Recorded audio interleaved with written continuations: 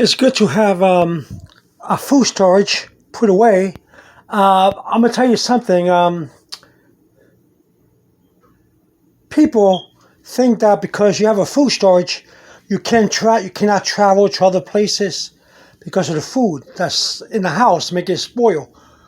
Or you can't go to Starbucks or McDonald's or a buffet or a nice restaurant or go on any kind of vacation or whatever because you're worried about the food storage. No, you don't have to. As long as you know how to rotate the date on the cans and packages.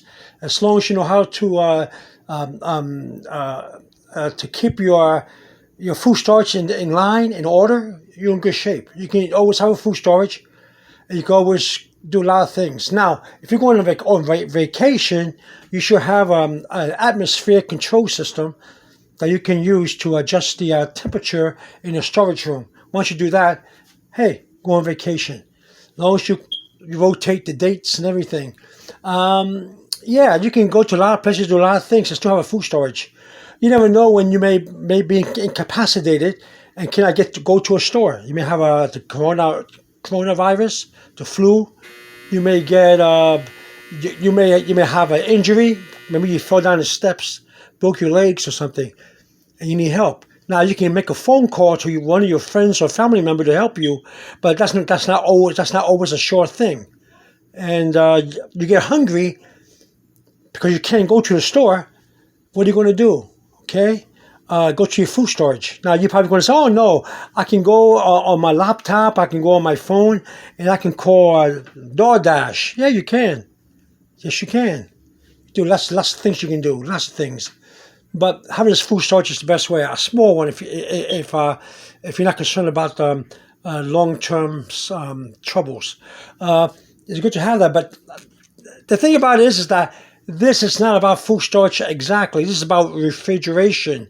Ways that in my family we keep the food cold, especially during a power outage. In the first place, let me talk about regular refrigeration. You have that refrigerator in the kitchen, and there's no space in the kitchen for a lot of food. So we got a little refrigerator here, and we keep our and this is a storage room right here. See my food storage? We keep this refrigerator here. You see, we got bread, jelly, apple, butter. We got milk. See? Let me see if you can see the milk. See the milk? That's the milk right there. See it?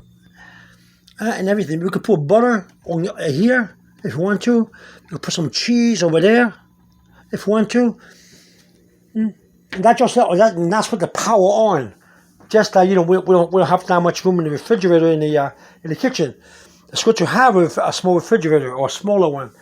But how do we keep? If there's a power outage, how do we keep the food cold? Well, one way is that you can. Let's say there's no power here because this refrigerator is much smaller than the one in the kitchen. You can get ice and put ice. Give me a bag of ice and put it inside the refrigerator. Any way you can, spread it around, and you can keep some foods fresh. Okay, without the power outage, and that's only temporary. Okay, or you can get a cooler and put ice in the cooler and keep the food fresh there for a little while until the power comes back on.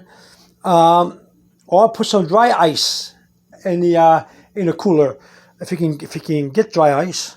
And but be careful you don't touch it with your fingers. It's very dangerous to touch dry ice with your fingers. You have to be cautious with dry ice. You put it in the cooler. But one good way, and I'm glad where I'm living, in the city where I live, in the state where I live, it gets very cold in the winter. And what we do when it gets very, very cold, below 40 degrees, because you need about 40 degrees of cold to store food, it goes down to the teens of Fahrenheit, the temperature of Fahrenheit. And what we do is that I take a cooler, or I take a container of food like cans and stuff like that, milk and juice and anything that needs refrigeration, and we take it outside and we put it outside in the roof. We have a high roof and we have a low roof. The lower roof we keep the food there in the container. We let the cold air keep it cold. One time I want to experiment with milk. I want to see if it keeps cool in the winter on the roof, on the lower roof. So I took it and I put the milk in a cooler. And I said, well, you know what? It may be too cold. It's going to freeze. Let me wrap it in some kind of a cloth. I got some kind of a cloth and I wrapped it in there, put it in the cooler. Next day when I went to get the milk out, the milk was nice and cold. It wasn't even freezing at all. And I took it to the house in the morning time. Of course, I let it settle. There's room temperature, little by little, and then I used it to make the coffee, to make the breakfast, the milk, and everything was good. So you see, there's many ways to keep food cold. Okay, you can put it here in a small refrigerator with ice. If there's no electricity, you can put it outside in a cold backyard or lower roof or whatever you have outside, and stuff like that. And you can also you can do a lot of things. You can really keep it cold. But you know what? Let me tell you something. Some people, they have generators for emergency. So as the power goes out, they plug in the refrigerator into a generator. That's good too. If you can do that, of course, that's super duper. That's good if you can do that. Same thing with this little refrigerator. If you have a energy storage unit or pack, energy pack, you can plug it in or wire it to this, and that works too. So there's many ways to do this. All right, you can get a deep freezer when the power goes out, and you can put lots and lots of ice, like you did in the old days, just to keep everything down. You have to get a thermometer to make sure that the food in deep freeze is 40 Fahrenheit or below. That's the only way if you have meats and everything, just for a little while until the power comes back in. Unless your power is going to be out for a very, very long time, you got to keep putting very, very, very large amount of ice in the deep freezer. So you can keep your storage, everything good. Yeah, you can store your meat, your milk, everything. Now this doesn't have to go for us. I don't have to put milk that I'm going to use. I don't have to put jellies I want to use. I can use this for food storage for the future. I may want to buy cream cheese, about 5 packets of cream cheese, and put it in this little refrigerator and leave it there until we need the cream cheese. Store it away.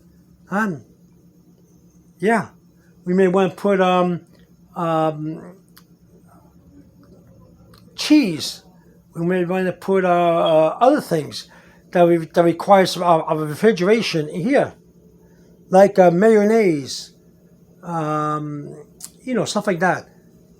Whatever you use, put it in the refrigerator and use it. Some sauce in a bottle, whatever. You don't have to use this just because you have no storage space in the refrigerator in the kitchen. You can just use this here to store your food for the future, like we do on the shelf right here.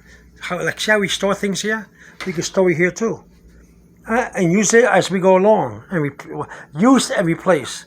That's how I'm going to call it. Use and replace. See? So that's how we refrigerate food. We keep it cold. In the winter, we put it on the roof or in the backyard. But be careful if you have any animals in the backyard.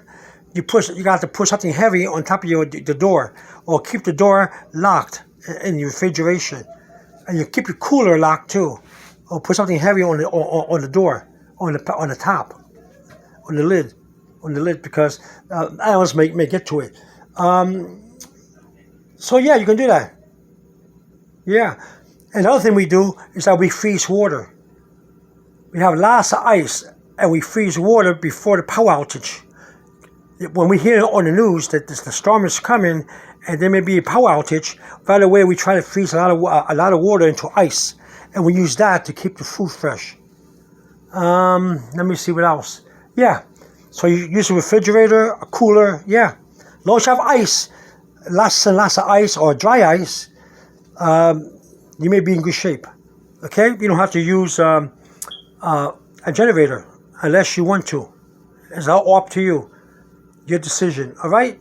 So remember that if you live in a cold environment, usually outside, or you can build yourself a little freezer, a freezer, out of bricks and stones, and you know what I'm talking about, right? Make your own freezer, and if you have space in the back, and when it gets very cold outside, you put the food in there.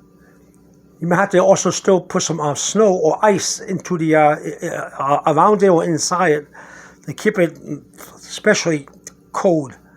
You know what I'm talking about, right? You've been there. You know what I'm talking about. If you've been in this situation, you know what I'm talking about.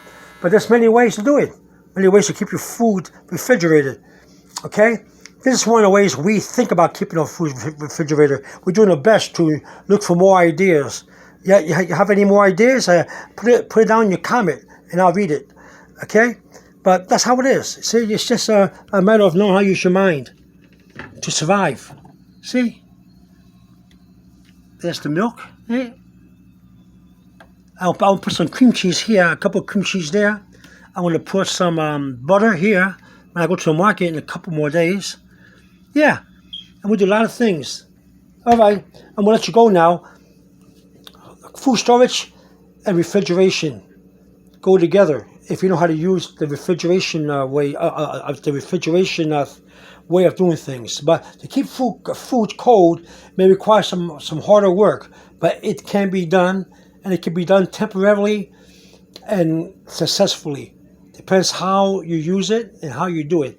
All right? Okay, over and out. Bye-bye.